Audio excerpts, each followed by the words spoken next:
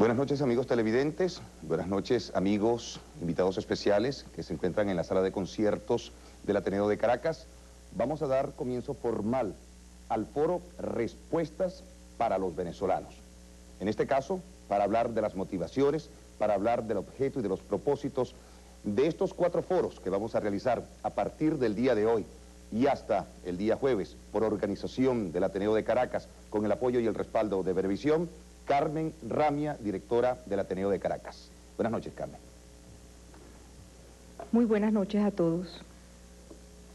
El Ateneo de Caracas, en sus 62 años, siempre ha sido una tribuna importantísima para el debate de las ideas. Hoy más que nunca, el país vive una crisis muy importante. Creo que hay un reacomodo importantísimo en la vida nacional que pienso será definitivo en los próximos años. Es por esta razón que hemos considerado de importancia suprema el iniciar esta serie de encuentros. Creo que es muy importante marcar que en la crisis no todo ha sido difícil, no todo ha sido negro. Creo que es muy importante que reconozcamos que ha habido cambios. El cambio fundamental ha sido contar en este momento con una opinión pública madura, fuerte, decidida a marcar y a no aceptar ciertas cosas. En esa misma línea, la opinión pública exige, pide que los políticos tengan una nueva manera de hacer política, que vivan en una forma mucho más profesional y que, sobre todo, atiendan en una forma mucho más importante a los venezolanos, con mucho más respeto, diría yo. Basta ya de tantos insultos y de tanta descalificación. El país está exigiendo un espacio donde se debata con altura. Es por eso que con la cercanía de las elecciones hemos entendido que es importante diseñar un espacio que permita que los candidatos, en este caso con mayor opción, puedan enfrentarse de alguna manera con un panel que de alguna manera también será intermediario entre lo que suponemos que son las inquietudes de los electores y el candidato presidencial. Estoy segura que vamos a contribuir de una manera muy importante con lo que los electores esperan del país. Quiero aprovechar la oportunidad para agradecerles a todos, a los candidatos presidenciales y a los panelistas, por la confianza que han depositado en el Ateneo de Caracas para la realización de estos eventos.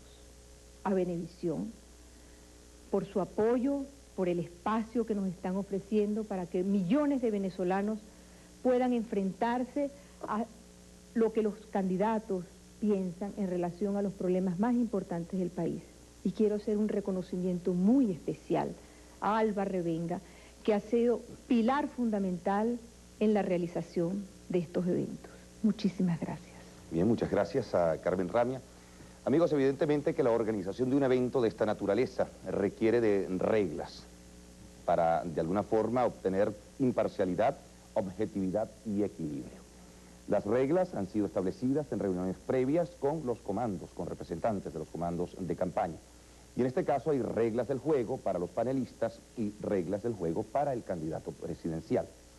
En lo que se refiere a los panelistas, dispondrán de 2 rondas de preguntas y en cada una de esas rondas los panelistas intervendrán una vez y plantearán cada uno una pregunta, una interrogante. Tendrán hasta 30 segundos para exponer, para realizar, desglosar y formular sus criterios. El candidato presidencial dispondrá de 5 minutos para responder cada una de las preguntas que formulan los que integran el panel de 5 personas que va a compartir desde hoy lunes 4 de octubre hasta el jueves 7 de octubre. Si por alguna circunstancia los panelistas pasan de 30 segundos en la formulación de sus preguntas, sonará un timbre de advertencia que dirá: ha concluido usted el tiempo de su exposición, o para usted el tiempo de su exposición. En lo que se refiere al candidato presidencial, 30 segundos antes de culminar los 5 minutos de tiempo tope, sonará también una especie de timbre ronco o especie de chicharra que hará advertencia al candidato presidencial que le quedan 30 segundos para reformular algún planteamiento o sencillamente para culminar su exposición ante las preguntas de los panelistas. Vamos entonces, amigos, a presentar a los panelistas. No sin antes, quiero también señalar como una petición muy especial del Ateneo de Caracas o sencillamente como un planteamiento, una sugerencia que se hace, sobre todo para los amigos que nos acompañan en la sala de conciertos del Ateneo de Caracas, abstenerse de evidenciar simpatías hacia el candidato presidencial, solo al final, a través de los aplausos, guardar el aplauso para el final, tampoco el uso de los celulares. Se los vamos a agradecer enormemente. Vamos entonces, amigos, a presentar a los panelistas que nos acompañarán a partir de hoy en este foro Respuestas para los Venezolanos. Tenemos en el área de reforma del Estado a Trino Márquez, magíster en Filosofía de Historia, doctor en Sociología, miembro de la Comisión Presidencial para la Reforma del Estado, COPRE, en el área de Estrategia y Planificación Social. En el tema de Comunicación y Cultura, Miguel Enrique Otero, diputado independiente al Congreso de la República, vicepresidente regional para la libertad de prensa de la CIP, vicepresidente de la compañía anónima editora El Nacional. El tema del área social lo abordará el doctor Roberto Briceño León, doctor en Sociología, investigador y profesor de la Escuela de Sociología y de la Facultad de Arquitectura de la UCB, director del Laboratorio de Ciencias Sociales de la UCB, presidente de la Asociación Venezolana de Sociología.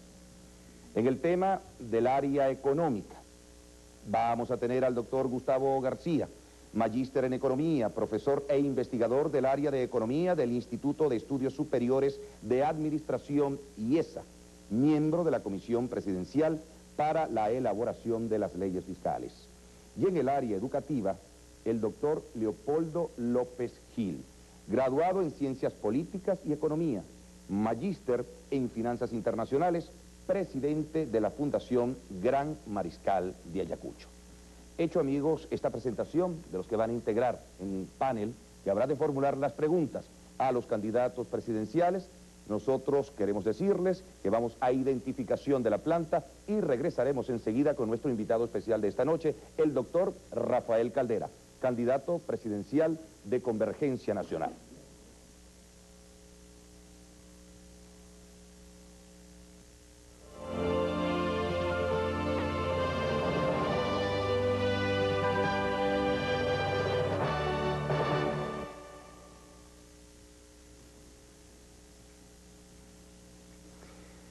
Bien, amigos, comenzamos entonces con nuestro invitado muy especial de esta noche en la apertura, el doctor Rafael Caldera, candidato de Convergencia Nacional en este foro Respuestas para los Venezolanos.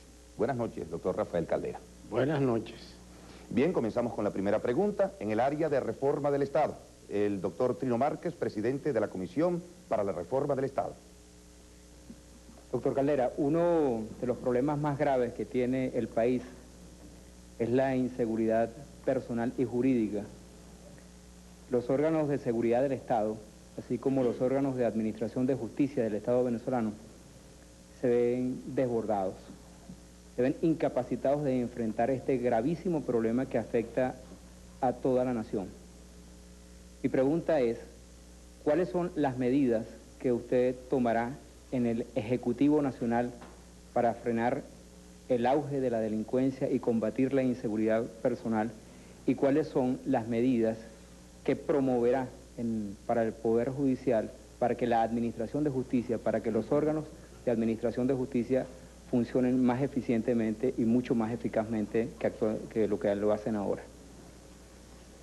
Se habla mucho y con razón en Venezuela en estos días del cambio de las estructuras, de la reforma del Estado.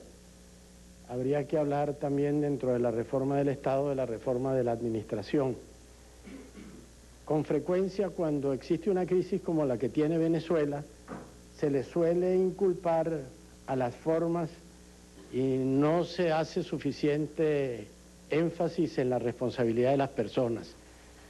Creo que en este momento vale la pena recordar una frase del Libertador que tiene más actualidad que nunca, cuando dijo en el discurso de Angostura, los códigos, los sistemas, los estatutos, por sabios que sean, son obra muerta que poco influyen en las sociedades. Hombres virtuosos, hombres patriotas, hombres ilustrados constituyen las repúblicas. El cambio fundamental que está reclamando el país es el de una promoción de hombres irresponsables y corruptos que han llevado a Venezuela a la situación en que está. Pero indudablemente que el cambio institucional es indispensable. Usted ha mencionado el problema grave de la seguridad personal que llena de angustia a los venezolanos que no se sienten seguros ni siquiera en la intimidad de sus hogares, que pueden ser víctimas de atracos que en su mayoría quedan impunes a la luz del día, cosa que indica que algo está funcionando indebidamente en los cuerpos de seguridad. Yo considero que la tarea de enfrentar la delincuencia es una de las más graves, de las más urgentes que va a tener el próximo gobierno. Y supone un esfuerzo muy grande, combinado, que comienza por examinar la intimidad de los cuerpos policiales, de los cuerpos de seguridad. Una vez dije que todos los cuerpos de seguridad estaban infiltrados por la delincuencia y eso se ha comprobado de una manera eficiente. Hay que además realizar un programa de desarme. No pueden continuar extendiéndose armas de toda clase que entran al país, pero para desarmar la población se necesita no una acción epiléptica, sino un esfuerzo sistemático, muy firme, muy decidido. Y que el ciudadano que tenga necesidad de tener un arma o quiera estar protegido en su casa, que la empadrone debidamente para que si ocurre algo con esa arma se pueda establecer la responsabilidad del propietario. Los cuerpos de seguridad tienen que modificarse y es un gasto en medio de la crisis fiscal que tiene el Estado. Habrá que hacer el gasto necesario para agilizar, para modernizar los servicios de prevención y de represión. Pero el servicio de prevención reclama no las simples radiopatrullas que en el tráfico de Caracas y de las grandes ciudades son incapaces de perseguir a alguien que ha cometido un atraco o un delito. Tiene que haber agilidad motorizada, un sistema de intercomunicación a distancias relativamente breves, un mecanismo verdaderamente ágil, moderno, en el cual hay que hacer un gran esfuerzo. Se han dado algunos pasos en este sentido, pero indudablemente es mucho lo que tiene que hacerse. Y en materia judicial, realmente hay que tomar medidas de naturaleza extraordinaria. Yo propuse dentro de la comisión bicameral que estudió la reforma de la Constitución una fórmula, la Alta Comisión de Justicia, una comisión no burocrática, integrada por representantes de la sociedad civil, de los más variados sectores, y que pudiera tener el poder extraordinario de destituir a cualquier magistrado, por alto que sea su nivel, cuando tengan la convicción de que no está cumpliendo a cabalidad sus deberes. Si no se acepta esta fórmula, que se ofrezca otra, pero que no se deje al papeleo la sanción o la destitución de los funcionarios corruptos. En general los corruptos se la saben todas, no dejan huellas. Se castiga a los que cometen infracciones menores. A los verdaderamente delincuentes, reconocidamente delincuentes, no les afecta nada. Y el papeleo hace que queden impunes. Yo creo que es necesario a fondo enfrentar esta situación en la reforma constitucional, que es la primera tarea que debe tener el próximo Congreso. Bien, para el área de Comunicación y Cultura, interviene ahora el doctor Miguel Enrique Oteo. Doctor Caldera, uno de los valores más atropellados en los últimos tiempos es la libertad, en todos sus aspectos. Le voy a preguntar sobre la libertad de expresión. Los dos últimos presidentes constitucionales, demócratas confesos, en sus campañas electorales daban todo tipo de garantías al libre flujo de información. Sin embargo, una transformación ocurrió en ellos cuando llegaron a la presidencia y empezaron a cometer errores y los medios a publicar esos errores. Arremetieron contra los medios. Usted es un demócrata. ¿Cómo le garantiza al país que va a mantener la libertad de expresión durante su mandato si gana las elecciones? La libertad de expresión es algo fundamental y la importancia que los medios de comunicación han tomado en los últimos tiempos en Venezuela es indudable. Ha sido justamente la acción persistente de los medios de comunicación, la denuncia responsable y firme y valiente, reiterada, la que ha creado el ambiente en la opinión pública y en las instituciones para que hayan podido adoptarse las medidas trascendentales que se han venido tomando en los últimos tiempos. Ahora, es cierto que la libertad de expresión del pensamiento, la libertad de información están sujetas a muchas amenazas. Amenazas a veces directas, a veces indirectas, porque hay a veces funcionarios gobernantes que se ufanan de que respetan la publicación de todo aquello que vaya contra ellos, pero por vías indirectas, una serie de martingalas, de procedimientos indebidos, tratan de amenazar, de agredir o de, en cierta manera, dañar, perjudicar a los periodistas que hacen uso de su derecho.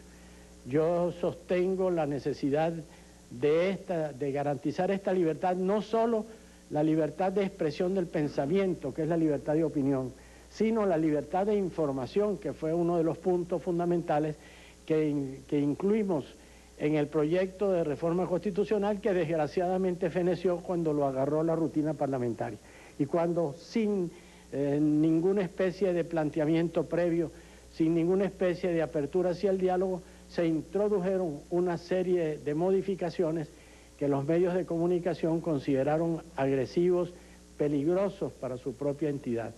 Venezuela sigue todos los días con mucha atención todas las denuncias que se formulan, sigue las actividades que se realizan en los diversos órdenes, en el orden empresarial a través de la Sociedad Interamericana de Prensa, en el orden profesional a través del Colegio Nacional de Periodistas y de sus ramificaciones y sus vinculaciones en países extraños.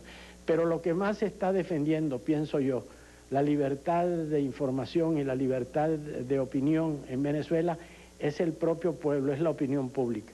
Los medios de comunicación han logrado ser ya no el cuarto poder, como se decía tradicionalmente, sino un verdadero poder, un poder que es capaz de mover a los que de una manera u otra han resistido. Las situaciones que hemos vivido recientemente son en gran parte ejemplares. Y si se pudo decir en los Estados Unidos que la renuncia del presidente Richard Nixon fue una batalla ganada por la prensa norteamericana, también se podría decir que los acontecimientos últimos en cuanto a la apertura de juicios contra un presidente en funciones y un expresidente de la República han sido en gran parte porque la prensa ha transmitido a la opinión en tal forma los hechos y todas sus características que los propios funcionarios judiciales se han sentido o estimulados, algunos dicen que presionados, yo digo más bien garantizados y respaldados con un respaldo indispensable que necesitaban, porque no se hubieran podido atrever unos jueces a dictar las decisiones que han dictado si no hubieran sentido que tenían el respaldo, la garantía, el apoyo de la opinión pública, y ese apoyo indudablemente es la obra de los medios de comunicación. Yo garantizo, y esto lo puede decir cualquiera, pero depende de quién lo diga y de la confianza que merezcan sus palabras, porque en Venezuela en este momento lo que está de por medio es la sinceridad, la autenticidad de las palabras. Dijo un día el doctor Maza Zavala en una de las jornadas de diálogo y consulta que hemos tenido para analizar los problemas del país, no solo se trata del mensaje, sino del mensajero. Y es la seriedad, la autenticidad, la honestidad, la veracidad del mensajero, de quien hace la promesa, lo que puede constituir una verdadera garantía para los periodistas venezolanos y para toda Venezuela. Bien, amigos, en esta primera ronda de preguntas, el área social interviene con su interrogante, el doctor Roberto Briceño León. Doctor Caldera, usted en su campaña ha propiciado los programas sociales y ha criticado la reforma económica, el paquete económico. Algunas personas piensan que la reforma económica y la reforma social son incompatibles, no pueden armonizarse. ¿Cree usted que la reforma económica que necesita el país y la reforma social son incompatibles? De no serlo así, ¿cómo podría usted armonizarlas en su gobierno? Así como creo que no se puede lograr el bienestar social sin una economía sana, así sostengo también que no puede hablarse de una política económica sana para un país cuando sus efectos son los que estamos contemplando nosotros. Un inmenso costo social, en el cual las estadísticas más confiables revelan que más de la mitad de la población vive en estado de pobreza y que más de una quinta parte de la población se halla en situación de pobreza crítica, es decir, que todos los ingresos del núcleo familiar no alcanzan siquiera para comprar los alimentos de la cesta básica, como si no hubiera otras necesidades que cubrir. Yo pienso que es necesario orientar la política económica de Venezuela hacia una idea de desarrollo con equidad, como dijera el ministro Fox en Chile, de desarrollo con justicia social. Es necesario darse cuenta de que no puede ser que cada vez más los beneficios se acumulen en manos de una pequeña minoría, mientras al mismo tiempo el costo social agrava la situación en una gran mayoría. Es lo que he planteado con relación al actual impuesto para el valor agregado, que recae sobre el consumidor, y el consumidor está agobiado por la situación, por el costo de vida. El salario real ha disminuido sensiblemente y estadísticas muy serias, producidas por gente muy vinculada a los organismos del Estado, indica que el salario real ha bajado a un nivel comparable al de los años 40, después de todo el derroche de dinero que se hizo cuando el precio del barril de petróleo subió de $2 a 14. Esta política social tiene que ser inherente a la propia política económica, porque yo no creo que la política social sea una especie de complemento que se le da a la población para que pueda más o menos soportar o sentirse aliviada de los daños causados por la política económica. Yo desde luego estoy de acuerdo en que es necesario ante la situación actual el acudir a los subsidios, que tienen mucho de populismo, porque los propios que se erigen en denunciantes contra todo lo que signifique populismo, bueno, se ven obligados a fomentar la beca alimentaria y una serie de disposiciones que en cierta manera tiendan a aliviar la situación de los que más sufren. Pero es que la política social tiene que ser resultado mismo, inherente mismo de la política económica. No puede ser una especie de aditamento complementario para tratar de disminuir sus efectos. Eso no conduciría nunca a un resultado satisfactorio. Por esta razón, yo pienso que hay que hacer una revisión a fondo de esa política. Desde luego que no puede considerarse, yo no creo que es legítimo considerar que sea acertada o conveniente una política que produce los daños que está en este momento experimentando Venezuela. Los indicadores sociales son alarmantes.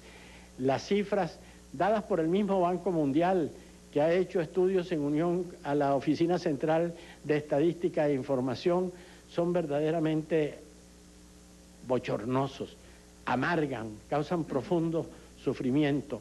Cómo aumenta la desnutrición infantil, cómo aumenta la carencia de recursos indispensables, la crisis de la vivienda, los servicios fundamentales, el agua, por ejemplo, que es una necesidad tan esencial.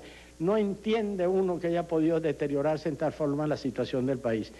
Comprendo que enfrentar esta situación no es nada fácil, que supone grandes esfuerzos y que no se puede lograr de la noche a la mañana. Pero un cambio de rumbo, una orientación que le ponga su acento fundamental en el ser humano, en la sociedad, por encima de las ganancias materiales, es indispensable, y en este sentido creo que tenemos que reactivar y fortalecer la conciencia social de los venezolanos y darle vigencia a los postulados que están en la Constitución de 1961, que yo creo que es necesario defender, proclamar, mantener y fortalecer en este momento más que en cualquier otro. Bien, amigos, continuamos con nuestra primera ronda de preguntas. Le toca el turno ahora al área económica el doctor Gustavo García, profesor del IESA. Doctor Caldera, usted ha expresado serios desacuerdos con la política económica ejecutada desde 1989. Sin embargo, usted mismo y algunos de sus asesores han manifestado que algunas de estas políticas son irreversibles y que no podrían o no serían necesariamente modificadas. Mi pregunta es la siguiente: ¿cuáles serían en concreto las políticas que usted cambiaría y cuáles mantendría? Particularmente en el área de control de precios, política cambiaria, monetaria y apertura comercial. Indudablemente, la política económica iniciada en 1989 como una consecuencia de los graves errores económicos cometidos en los 3 periodos de gobierno anteriores, tiene que ser revisada a fondo.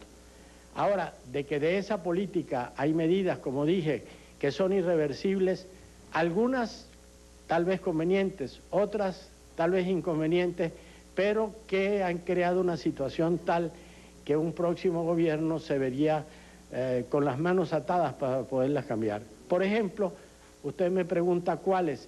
Indudablemente la disminución, la desaparición, la eliminación de Recadi, del sistema de cambios diferenciales fue una buena medida. En eso habrá que reconocerlo. Hay en cambio otras medidas que fueron por lo menos precipitadas en materia de tumbar todas las barreras arancelarias en relación a la producción agropecuaria, que tenía en Venezuela una protección como la tienen en los Estados Unidos, como la tiene en la Comunidad Europea, como la tiene en el Japón, porque al fin y al cabo en el mundo actual los agricultores y criadores son objeto de un tratamiento especial por razones diversas, no por la que dicen algunos partidarios de la ortodoxia neoliberal, de que no han sido capaces de producir en una forma competitiva. Yo pienso, por ejemplo, y lo he dicho alguna vez, que los productores de quesos en Suiza son expertos y no se les puede llamar ineficientes y sin embargo tienen una protección del Estado.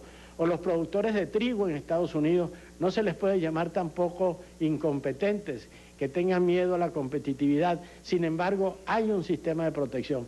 La televisión nos ha traído muchas veces escenas violentas en Francia en que los agricultores, los productores de vinos, los criadores protestan contra la intención de privarlos de la protección que tienen. En Venezuela, la política económica iniciada en 1989 quiso desmantelar toda la protección para los agricultores y criadores. Ahí entiéndanse ustedes como puedan, y el que no pueda sobrevivir, que busque otra cosa que hacer. Yo escuché a un respetable profesor de los más auténticos voceros de la concepción neoliberal decir: si el maíz que producimos aquí lo producimos más caro que en los Estados Unidos, pues que no produzcamos maíz y que lo traigamos de los Estados Unidos. Si ese criterio se hubiera establecido en los países europeos, en el Japón o en los propios Estados Unidos, la situación del mundo sería muy diferente. Hay una serie de cosas que hay que cambiar. Por ejemplo, es indudable que la política cambiaria nos lleva a una devaluación progresiva que constituye un empobrecimiento sistemático de los venezolanos y que al mismo tiempo implica una inestabilidad tal que desalienta a cualquier inversionista. ¿Qué vamos a hacer con la política cambiaria? ¿Establecer un control de cambios? No. Pero tenemos que buscar los mecanismos, los medios a través de los cuales la política cambiaria busque un asentamiento. Por supuesto, el primer remedio, el fundamental, es la confianza, porque al fin y al cabo, sin confianza no se puede lograr ninguno de estos objetivos. Cuando teníamos el bolívar a 4.30 por dólar, no había fuga de divisas, porque el que tenía bolívares tenía confianza en que tenía una moneda estable, fuerte, segura, tenía confianza en la economía de su país. En cambio, ahora tenemos el bolívar a casi 100 ya por dólar y todo el mundo tiene que estar haciendo maromas para que se pare la fuga de divisas. El dineral que ha botado el Banco Central de Venezuela a través de los bonos cero cupón, el dineral que se ha botado a través de una serie de maniobras para que la gente que tenga dinero lo mantenga aquí ganando unos beneficios indebidos y exagerados a fin de que no se vaya a los Estados Unidos.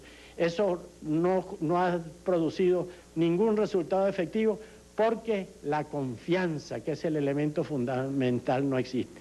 Por supuesto, antes de las elecciones anunciaremos algunas de las medidas que consideremos más indispensables, pero lo principal que estamos anunciando es una revisión en que no enfrentemos una ortodoxia neoliberal con una supuesta ortodoxia de cualquier otra denominación.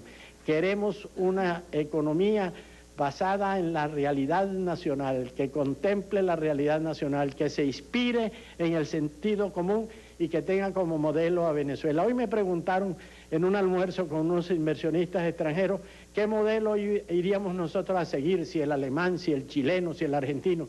Les dije que cada uno de esos modelos puede tener una parte aprovechable y una parte que no se puede aprovechar. Nuestro modelo es Venezuela, las necesidades de Venezuela. Utilicemos lo mejor que se haya hecho en todas partes, pero vamos a corregir graves males que de continuar así nos llevarían a una situación traumática.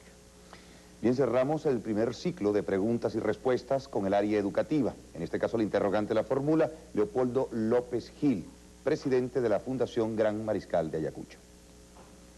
El tema de la insuficiencia de los recursos para el financiamiento de la educación no puede desligarse de la situación fiscal del Estado. Dentro de este problema hay que considerar las asignaciones globales al sector educativo, que hoy ya constituyen la quinta parte del presupuesto nacional, así como la distribución muy desigual de este presupuesto entre los distintos niveles del sistema. Pregunto, ¿consideraría usted recurrir a fuentes alternas del financiamiento para la educación y muy en particular para la educación superior? Y de ser así, ¿podría usted describirlas? El problema del presupuesto educacional es un problema sin duda difícil y grave. Los docentes ganan salarios insuficientes y de allí viene una serie de trabas como el de los 2 turnos distintos para la educación y vienen con frecuencia los conflictos que se plantean en el área educativa entre las autoridades y los profesionales de la enseñanza.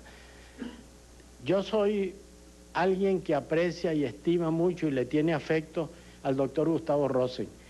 Le dije, después de que terminó su misión como ministro de Educación, Gustavo, me duele que tú vayas a quedar simplemente como un ministro de Educación que pasó el tiempo discutiendo contratos colectivos. Yo creo que el problema es de fondo, que hay que lograr una ordenación del gasto, pero que necesita el entendimiento armónico con los profesionales de la enseñanza. En este sentido me he esforzado y tengo la satisfacción de decir que me han ofrecido apoyo los más variados grupos, sindicatos, gremios que se reparten todo el universo de los educadores venezolanos, que he iniciado un diálogo intenso con las autoridades universitarias porque esto hay que revisarlo a fondo. Que el gasto universitario sea muy alto en relación al gasto de la educación preescolar, primaria o básica y media, eso es natural en todas partes del mundo, porque los costos de la educación superior son altísimos en cualquier país, en los países desarrollados mucho más. Ahora, que hay que buscar fuentes alternas para compensar las deficiencias que tengan los recursos oficiales para la educación pública, esto es indispensable. Yo he hablado como uno de los recursos, indudablemente, el de establecer primero como un llamamiento, luego en una forma obligatoria, el que los egresados de las universidades tengan el compromiso, cuando empiezan a ejercer su profesión y a ganar dinero, de ir retribuyendo a la universidad, a su alma mater, el gasto que se hizo en educarlo, porque ya entonces para ellos no es una carga considerable.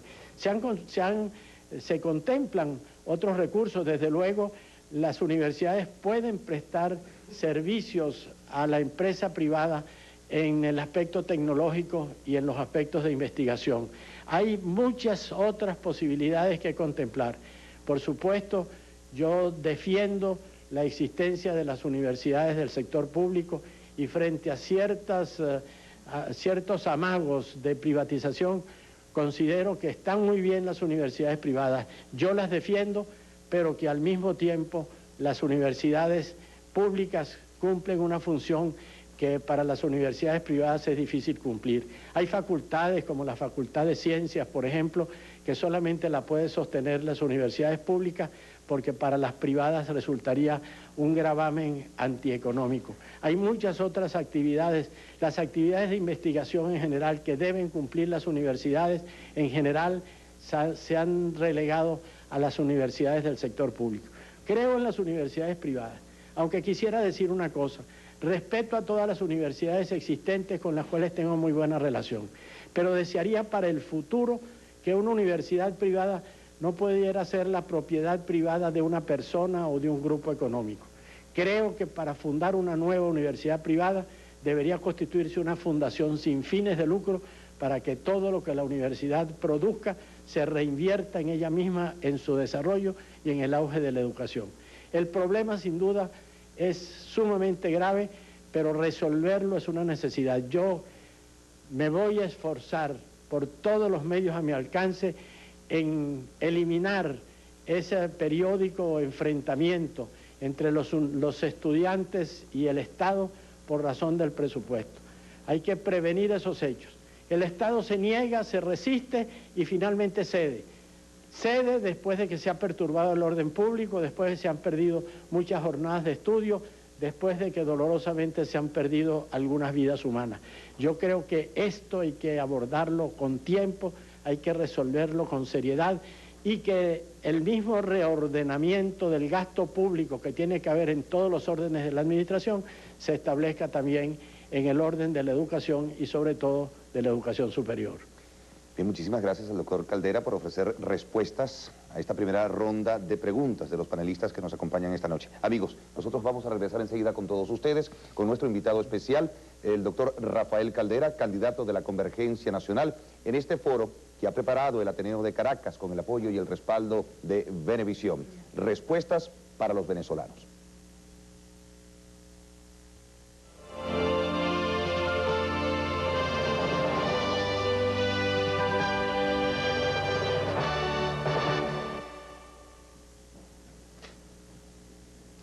Bien, amigos, continuamos con nuestro invitado especial de esta noche, el doctor Rafael Caldera, candidato de Convergencia Nacional, en el foro Respuestas para los Venezolanos, organizado por el Ateneo de Caracas con el apoyo y el respaldo de Venevisión.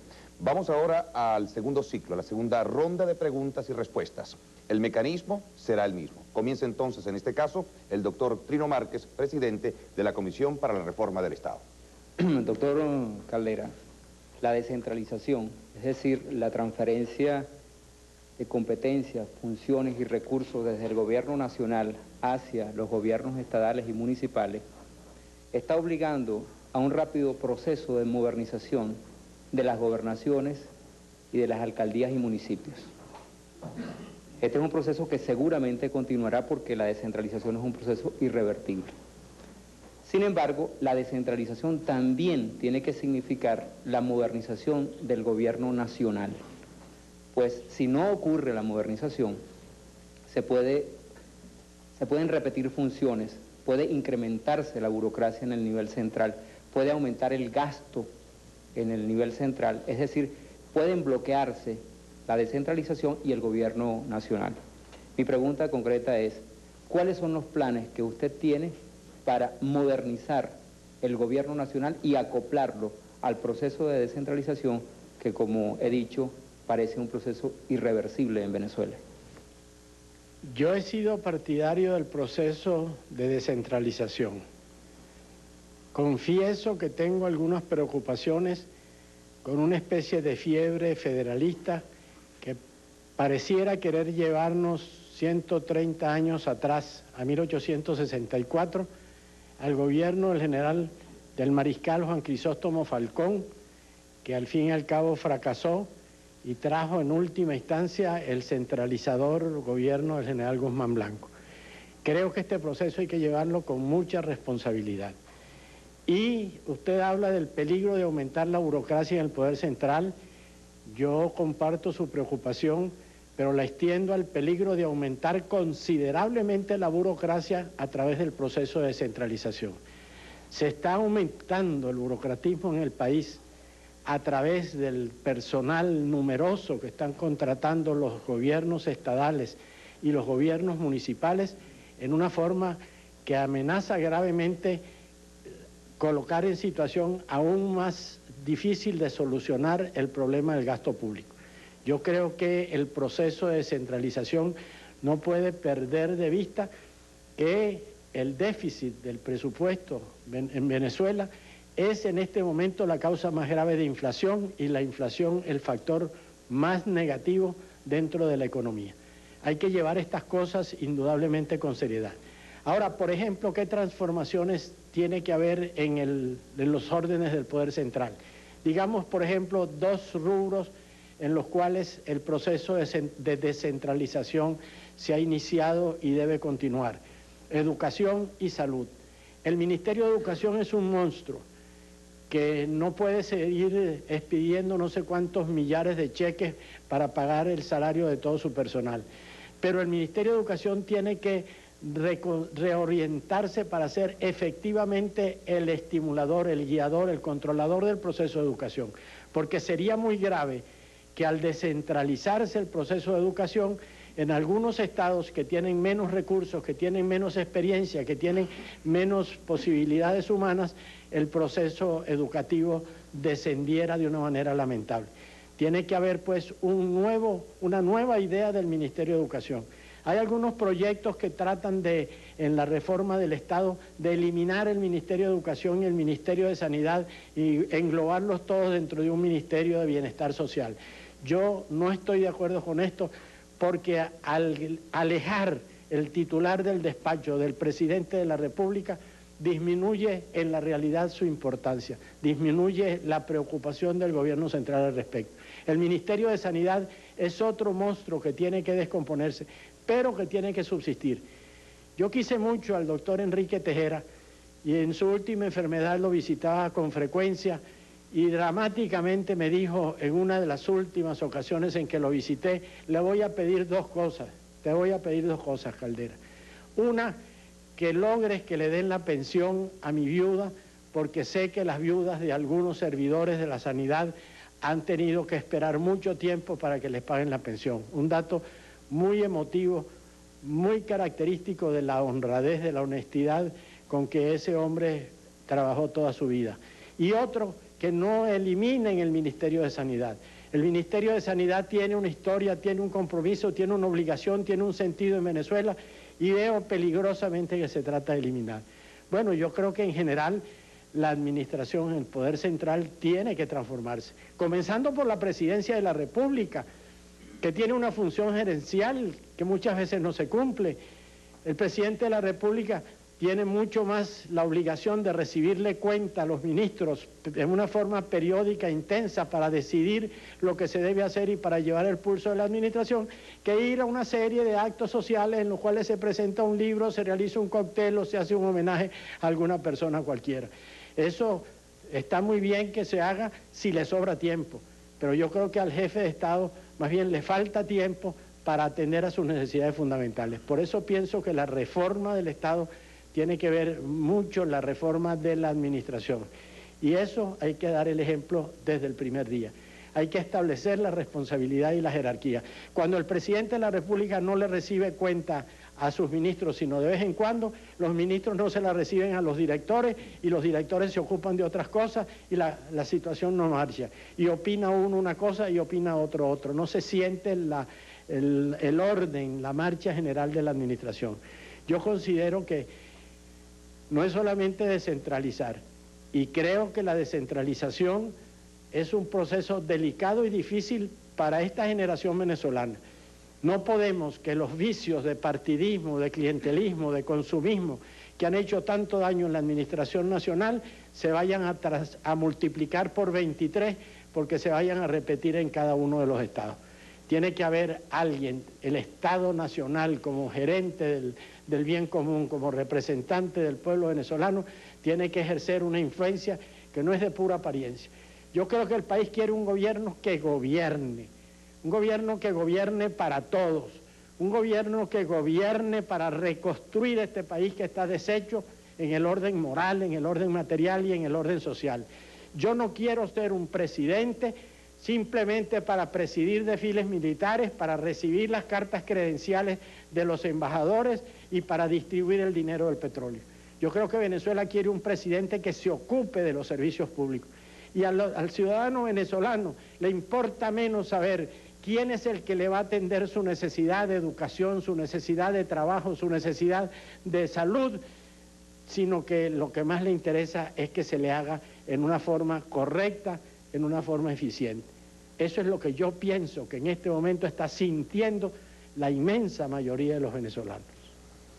Bien, continuamos entonces, amigos. De nuevo, la pregunta, la interrogante de Miguel Enrique Otero, en el área de comunicación y cultura. En los últimos años, la crisis ha perjudicado a la mayoría de los sectores de la sociedad venezolana. Sin embargo, se ha visto un resurgimiento en el sector cultura. Ha habido una institucionalización del sector, se han habido aportes importantes a organismos del interior del país, de las regiones, ha habido una gestión mucho más profesional. Inclusive se han aprobado 4 leyes en los últimos tiempos que configuran un marco legal para el sector. Esas son las bases para un resurgimiento cultural del país. Si usted ganara las elecciones, ¿cómo utilizaría ese marco institucional ya creado para que se beneficien las masas del país en el área cultural? Bueno, la conducta, la respuesta corriente de los candidatos presidenciales cuando le hacen estas preguntas es muy fácil. Yo voy a impulsar, yo voy a proteger, yo voy a ayudar. Pero en realidad yo considero que la cultura no es un aditamento a la realidad nacional, es algo inmerso dentro de la propiedad, dentro de la sociedad, de la realidad nacional. La literatura, la plástica, la poesía, la música constituyen elementos integrantes de la propia realidad nacional. El folclore que se ha despertado en todas partes y que lo veo con inmensa satisfacción y orgullo. Te pudiera decir algo, Miguel Enrique. Tu madre, María Teresa Castillo, una mujer a la que admiro mucho, siempre dice: el Ateneo de Caracas tiene este edificio porque se lo hizo Rafael Caldera. Ese teatro Teresa Carreño está ahí porque lo decidió, lo inició, dejó la estructura hecha el gobierno de Rafael Caldera. Fueron muchos los ateneos en toda Venezuela que tuvieron el apoyo y que fueron inaugurados durante aquel periodo en el cual había muy poco dinero, porque los economistas que han estudiado la materia me han asegurado que lo que percibía el Estado por cada barril de petróleo que se explotaba eran 80 centavos de dólar. Era una cantidad que parecía miserable. 14.000 millones de bolívares fue el último presupuesto, que no llegué a manejar sino 2 meses y medio, y ahora el presupuesto es de 1.200.000 millones de bolívares. Yo creo que con buena voluntad, tratando de reordenar el gasto, porque habrá que hacer un esfuerzo para recortar el gasto público para poder cubrir el déficit fiscal, pero reordenando el gasto y aprovechando la buena voluntad y la cooperación, porque la cultura en Venezuela, iba a decir, es silvestre. La gente provee elementos todos los días y a pesar de las dificultades enormes de los costos, porque las revistas extranjeras cuestan horrores, los libros cuestan horrores, cualquier obra pictórica, cualquier obra escultórica cuesta horrores. Sin embargo, le producen a uno todos los días cosas que le dan satisfacción. Yo pienso que si Venezuela tiene un destino en el mundo, un aspecto muy importante es el aspecto del desarrollo cultural. Y sería antipatriótico, sería desconocedor de la realidad y las posibilidades del país no darle todo el apoyo que se pueda. Comprendo que las limitaciones van a ser muy grandes y que las promesas que se formulen ahora tienen que ser muy cuidadosas, porque hay el peligro de que uno se ponga a ofrecer y después no pueda realizar.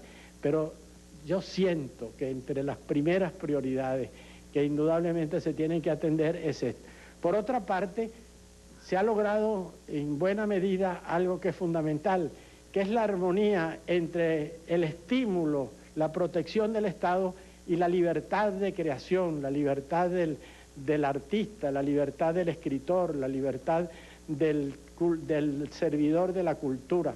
En ese sentido, Esto hay que mantenerlo y fortalecerlo, es decir, que no se pierda ese movimiento propio de cada uno de acuerdo con su gusto, con su conciencia, con su corriente, y que al mismo tiempo tenga las facilidades que el Estado le pueda prestar para que su obra sea realizada, para que se divulgue y para que aparezca en los escenarios nacionales e internacionales.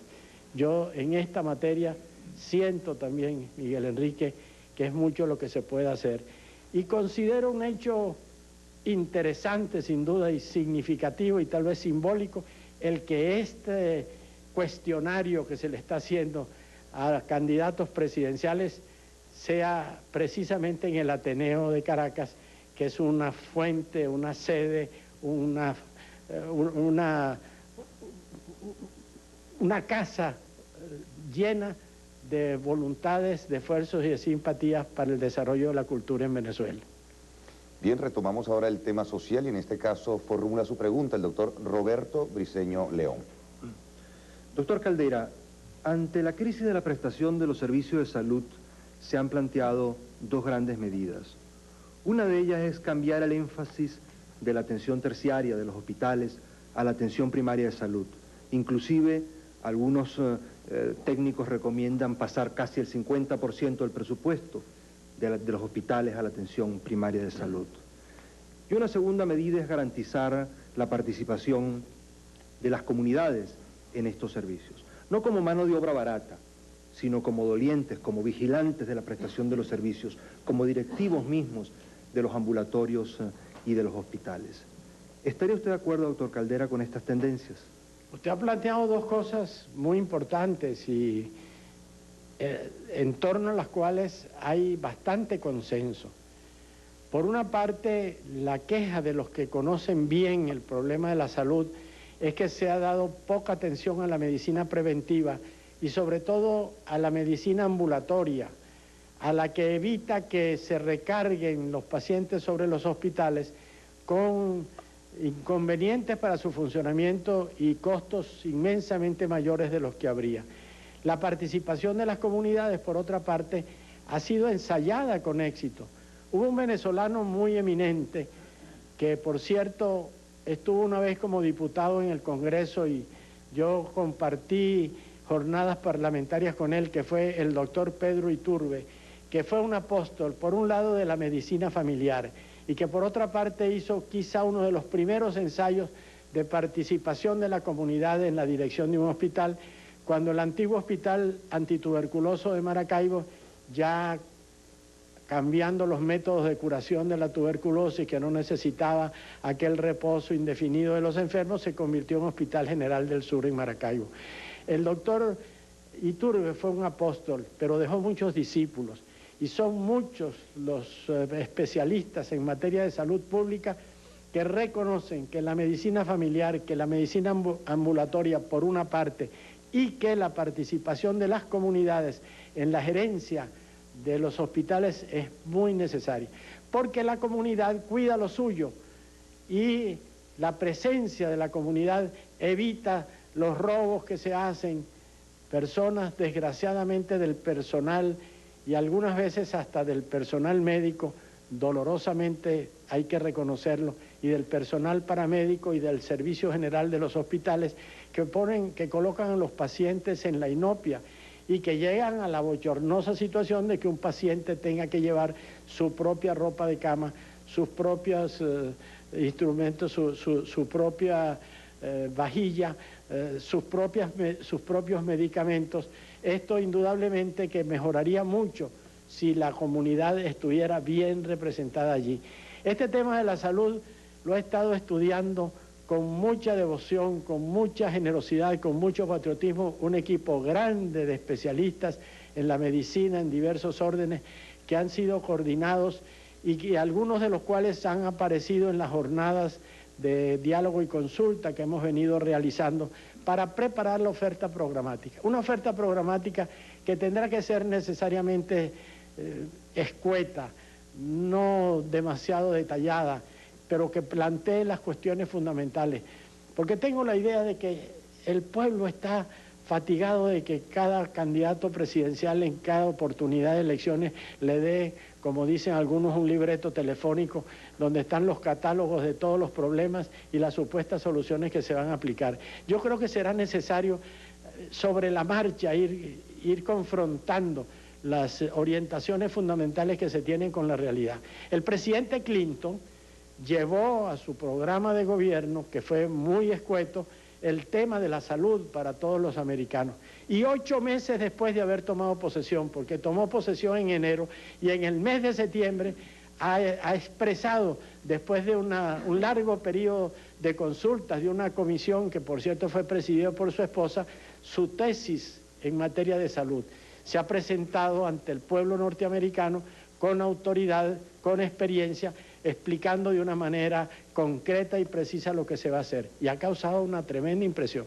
Después de haber perdido bastante popularidad por diversas razones en oportunidades anteriores, ha subido su popularidad.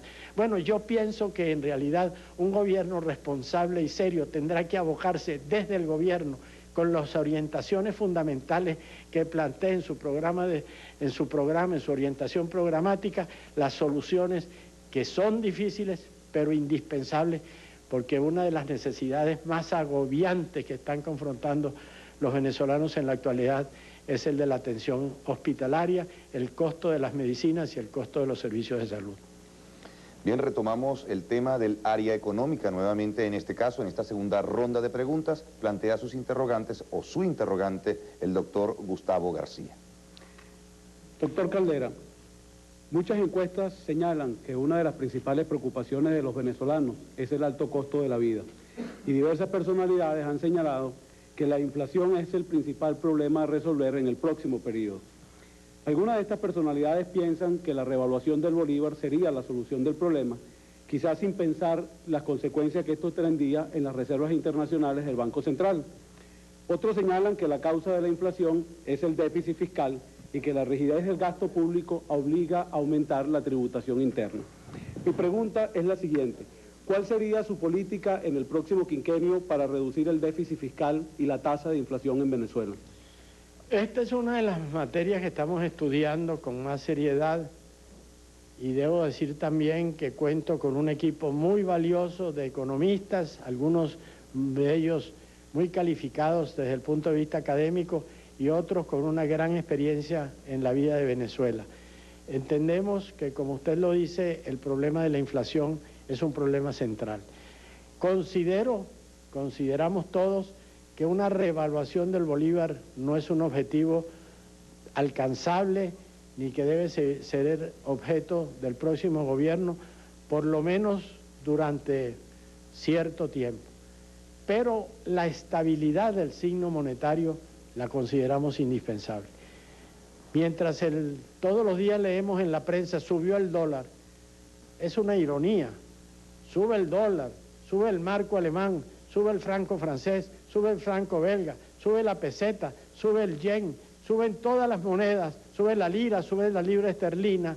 No, lo que está es bajando el bolívar y bajando sistemáticamente con pasitos semanales que indican una situación de una inestabilidad y una desconfianza general en relación a nuestro sistema económico.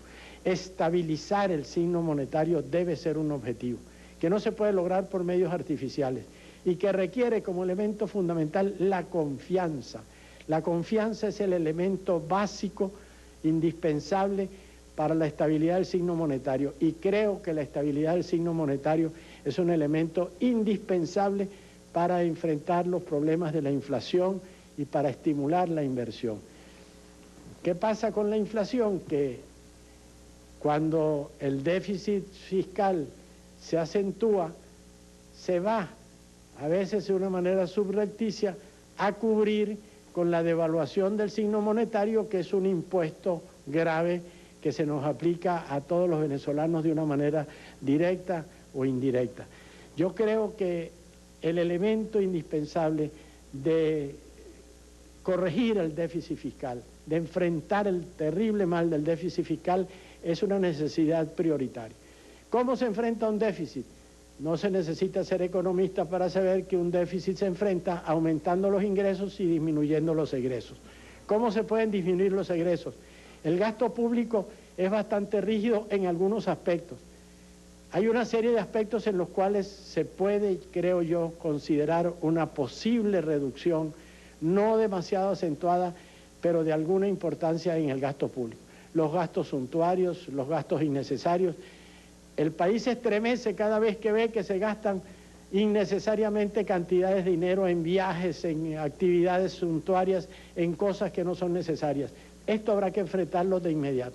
Habrá que reconsiderar el presupuesto para tratar de establecer un presupuesto más ajustado, respetando los emolumentos de los servidores del Estado que se mantienen en su valor nominal, pero que disminuyen constantemente en su valor real.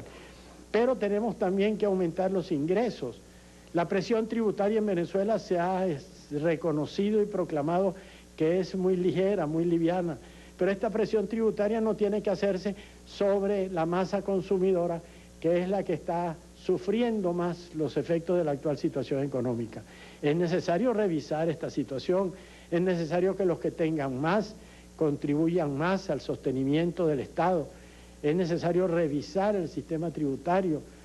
La ley de impuestos sobre la renta vino a disminuir en tal manera que llega a ser casi irrisoria en algunos casos.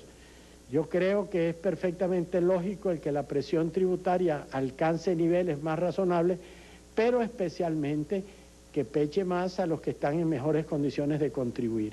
Esta es una cosa, una tarea difícil y que reclama la confianza de la comunidad, porque si el país no tiene su confianza en el gobierno, difícilmente acepta las medidas y los sacrificios que habrá necesidad de exigir. Pero yo sí creo que el equilibrio del déficit fiscal viene a traer como consecuencia la estabilidad del signo monetario, que no continúe este proceso de evaluación que hasta lo consideramos afrentoso para el país, porque esa moneda lleva el nombre del Libertador y es doloroso ver que esa efigie del Libertador cada día vale menos frente a las otras monedas del mundo.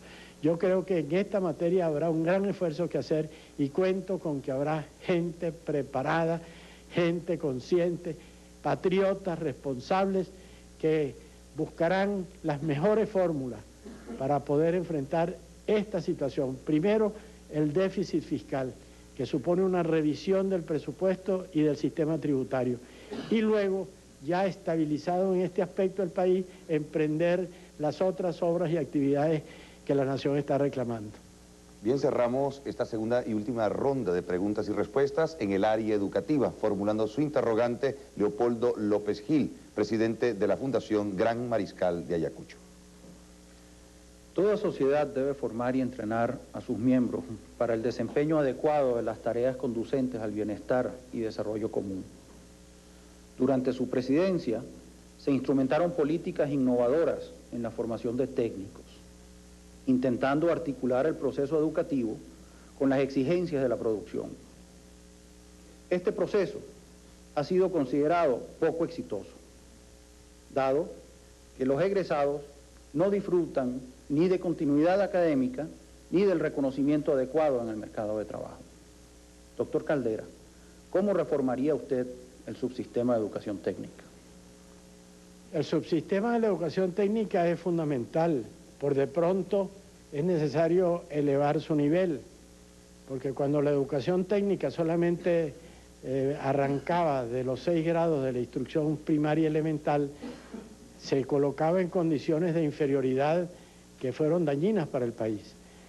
La idea de elevar la formación técnica a una rama que sería la continuidad de lo que es ahora la educación básica, que llega hasta los 3 primeros años de lo que era antes la educación secundaria, y que pueda abrir camino incluso para que los técnicos graduados, si tienen la oportunidad, adquieran grados en la educación superior, es indispensable. A mí me parece esta materia muy importante, muy fundamental. Y me voy a referir a un tema que se suele tratar con frecuencia en una forma muy superficial. Es el tema de las antiguas escuelas técnicas que empezaban con el 6º grado de educación. Hubo un estudio muy serio que se realizó al respecto, que se realizó en un gobierno anterior al mío, que consideraba esto inconveniente, que sugería que al técnico se le diera una formación mayor, dándole por lo menos acceso al primer ciclo de la enseñanza secundaria. Esto trajo como consecuencia la sustitución de las escuelas técnicas por un segundo ciclo de la educación secundaria que debía tener una gran variedad, que debía adaptarse a las realidades de cada una de las regiones del país. Regiones costeras, regiones agropecuarias, regiones mineras, cada una de las cuales debería tener las especialidades que fueran necesarias para darle personal necesario y que es indispensable, porque tenemos el obrero manual, tenemos el técnico superior, pero nos falta ese elemento intermedio que es indispensable. Lamentablemente, este ensayo fue interrumpido cuando terminó mi gobierno y no fueron dotados los establecimientos de las suficientes oportunidades para formarse en estos estudios. En el año de 1977, yo entregué la presidencia en el año de 1974. 3 años después, del 69 al 74, se realizó un estudio pedido por el Ministerio de Educación sobre esta materia. Y hubo un informe sumamente importante, sumamente valioso, suscrito por gente como la doctora Beatriz Denis de Brito, la profesora Ruth Lerner de Almea, que después nos representó en la UNESCO y que creo que fue ministro de Educación, el profesor David Centeno, el doctor Omar Higuera, el profesor Enrique Vázquez Fermín, el profesor Félix José Poleo, el señor Hans Neumann, el ingeniero Roberto Salas Capriles, en los cuales mantenían la necesidad del criterio adoptado de no hacer que la educación técnica empezara después del 6º grado de primaria, sino que se le diera, se mantuviera después del 9º grado, en que el técnico pudiera tener una formación suficiente. Hay una serie de frases al respecto sumamente interesantes. Pretender especializar alumnos a este nivel cuando ni siquiera han terminado su crecimiento físico y enviarlos al mercado de trabajo constituiría un retroceso de unos 50 años en educación por lo menos y un irrespeto al principio de igualdad de oportunidades de tan sentida esencia democrática por el que tanto se ha luchado en nuestro país. Hubo desgraciadamente una interrupción. Yo he pedido a los educadores que están conmigo, que son muchos y de diversas corrientes, estudiar a fondo este problema, porque si hubiera necesidad de volver a las escuelas técnicas a partir del 6º grado, bueno, si dijeran que era indispensable para el país, yo lo haría. Pero todos están de acuerdo en que lo que hay que hacer es desarrollar a partir del 9º grado, que es lo que ahora constituye la educación básica, estudios diversificados con suficientes laboratorios, con suficientes instrumentos como para que puedan atender las necesidades del país. Yo tengo la esperanza de que en esta materia podamos dar algunos pasos positivos, porque sigo considerando que esta es una de las necesidades esenciales que está confrontando el país. La falta de este tipo de profesionales. Tenemos técnicos superiores de nivel universitario, tenemos graduados en las universidades, pero nos hace falta este elemento intermedio que es indispensable para el desarrollo de la economía del país. Bien, muchísimas gracias al doctor Rafael Caldera, candidato presidencial de la Convergencia Nacional. Gracias a los panelistas que formularon sus preguntas en 2 rondas. Amigos, al retorno.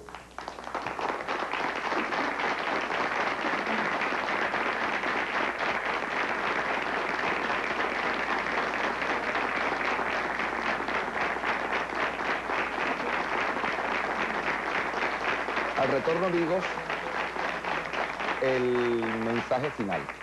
En este caso que sirve de epílogo a esta primera oportunidad de conversar con los 4 principales candidatos a la presidencia de la República, esta vez con Rafael Caldera, candidato de la Convergencia Nacional. Repito entonces, al retorno estaremos con el mensaje final de Rafael Caldera con un tope de hasta 5 minutos. Vamos a la identificación de la planta.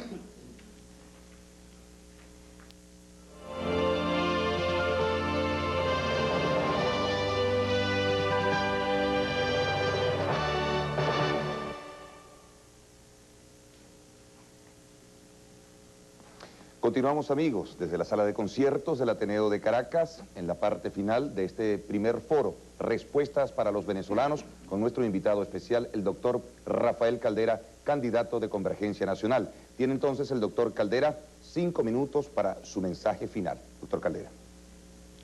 Yo quiero dar las gracias al Ateneo de Caracas por esta invitación que me da la oportunidad de exponer algunos puntos de vista que considero de gran importancia, responder los planteamientos de tan distinguido panel.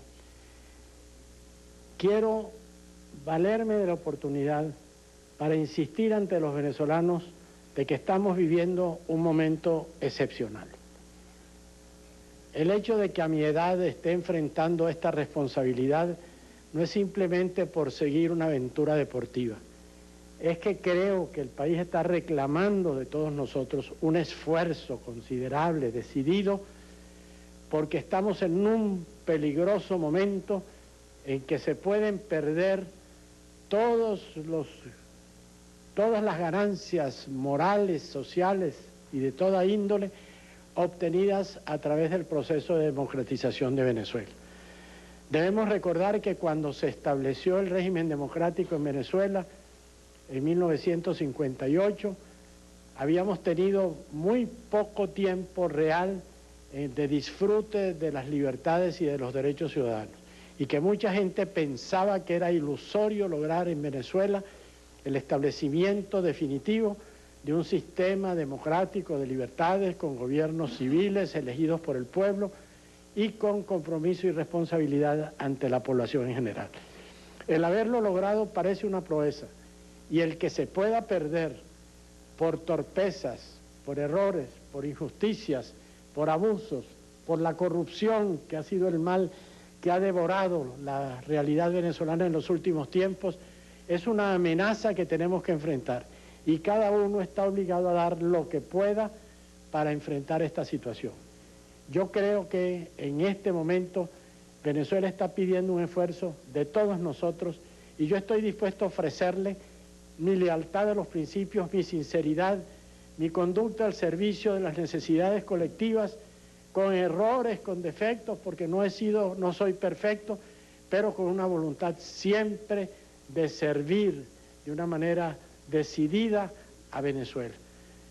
El problema de la violencia cotidiana, el problema de la corrupción generalizada, el problema de la ineficiencia de los servicios públicos, todos estos problemas se van combinando para crear en no pocos venezolanos una situación de desesperanza que nos puede llevar a muy graves situaciones.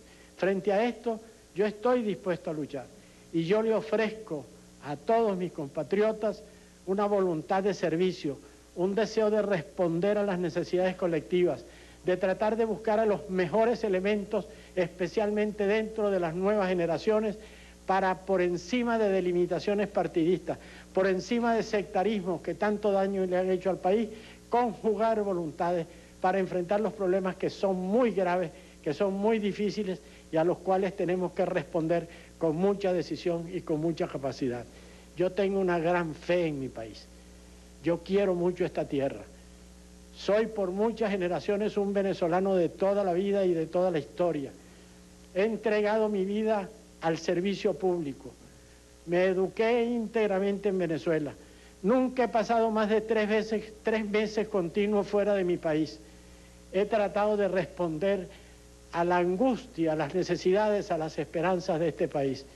Yo he venido a esta lucha con fe, con la convicción de que en este momento decisivo para Venezuela sí hay voluntades dispuestas a sumarse por encima de las barreras ideológicas, por encima de las diferencias de toda índole, para hacer prevalecer el gentilicio venezolano, la común necesidad de poner todas las energías en el orden del servicio a la nación. Y tengo una gran fe en esta materia. Me siento realmente complacido cuando veo en la gente sencilla que este mensaje es recibido. Un mensaje que no es artificioso, que no está buscando muchas fantasías, sino que quiere responder a las angustias que están en todos los corazones venezolanos, a las angustias que están en todas las familias, para responder con firmeza, con decisión, con mucho optimismo, con mucha fe.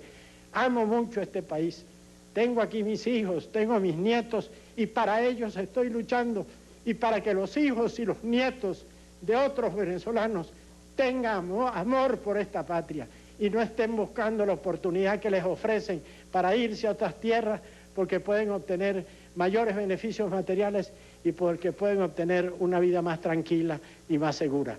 Yo estoy seguro de que este mensaje es el que está en el corazón, en la conciencia de todos mis compatriotas, y por eso tengo fe en esta lucha.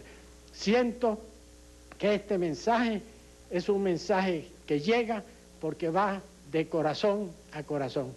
Espero que este esfuerzo que se está realizando aquí en el Ateneo de Caracas sirva para aclarar las conciencias, para aclarar los rumbos y sobre todo para despertar la fe de los que la han perdido, para estimular a los que están todavía remisos, para sumar las voluntades. Sí podemos, vamos a realizarlo.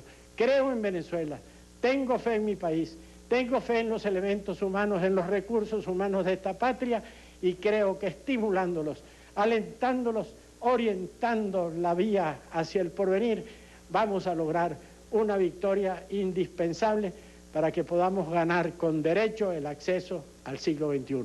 Muchas gracias. Bien, muchísimas gracias al doctor Rafael Caldera, candidato de Convergencia Nacional.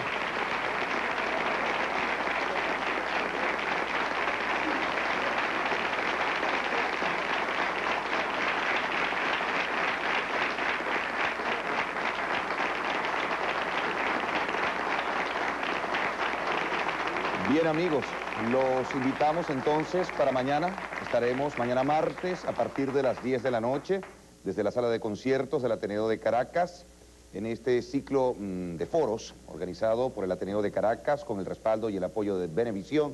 Mañana estaremos con Claudio Fermín, el candidato presidencial del partido Acción Democrática. Buenas noches a los amigos televidentes, muy buenas noches también a los amigos invitados especiales que compartieron con nosotros acá en la sala de conciertos del Ateneo de Caracas.